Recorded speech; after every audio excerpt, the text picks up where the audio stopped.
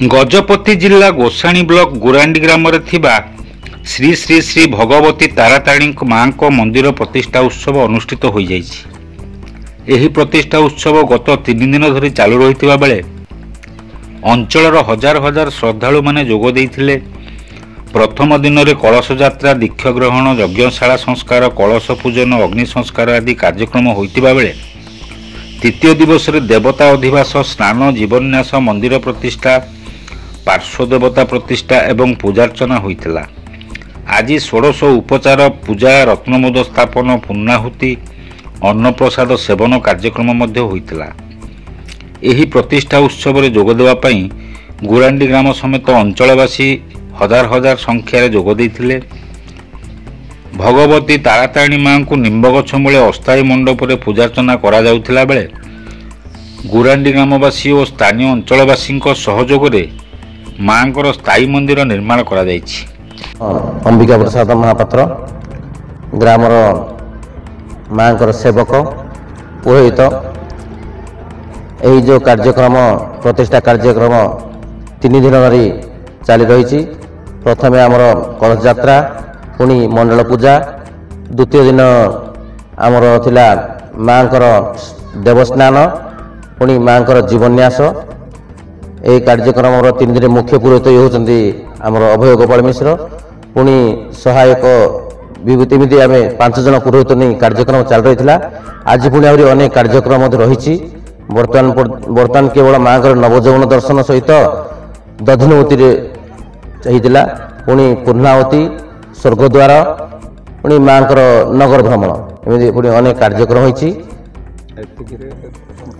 पूजा कार्यक्रम संपूर्ण हम प्रतिष्ठा कार्यक्रम 4 दिन आम मान समर्पित कथा नुह समर्पित तन समर्पित मन समर्पित मोर एछार जीवन हे तारा तारिणी माल तुम पाद तले समर्पित मोर श्रद्धार सुमन समर्पित मोर श्रद्धार सुमन जारिसु मातृरूपेण संचिता नमस्तस्ते नमस्तस्ते नमस्तस्ते नमो। आमर भगवती माँ तारातारिणी एक प्राचीन पीठ जहाँकि आमर कुलदेवी रूप से पूर्वर आमर ससुर बापा बापा आनी स्थापना करते।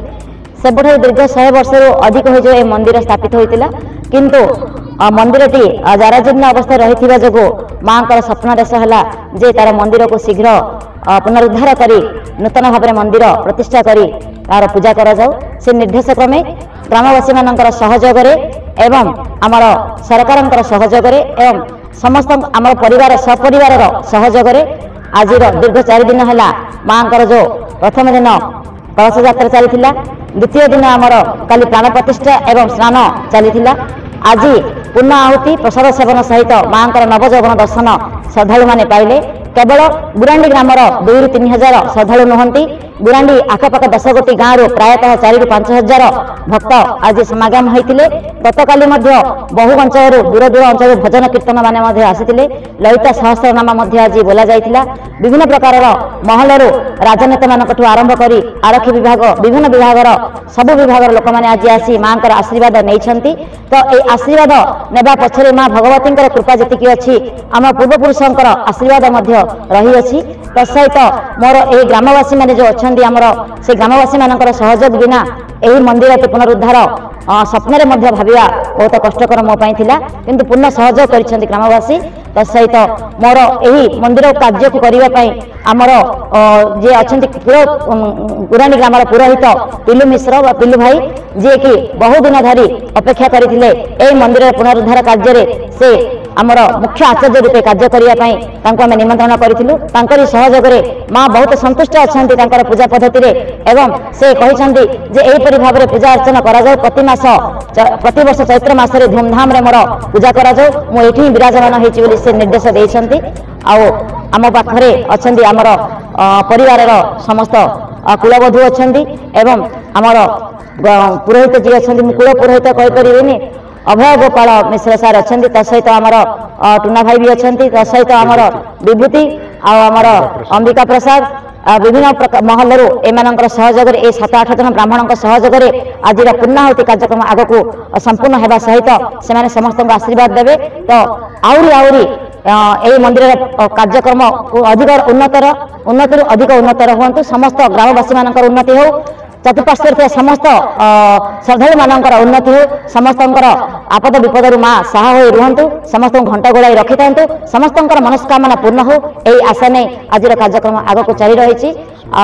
अनुरोध करुच्ची आमर जी अच्छा मुख्य आचार्य से गोटे श्लोक कहे। दुर्गे स्मृता हरसि भीतिमशेष जंतो स्वस्ति स्मृता मतिमतीव शुभां ददासि दारिद्र्य दुख भयहारिणी का त्वदन्या सर्वोपकार करणाय सदार्द्रचित्ता जा देवी सर्वभूतेषु मातृरूपेण संस्थिता नमस्तस्यै नमस्तस्यै नमस्तस्यै नमो नमः। गजपति विवेकानंद बेहेरा रिपोर्ट, खोला खबर टीवी।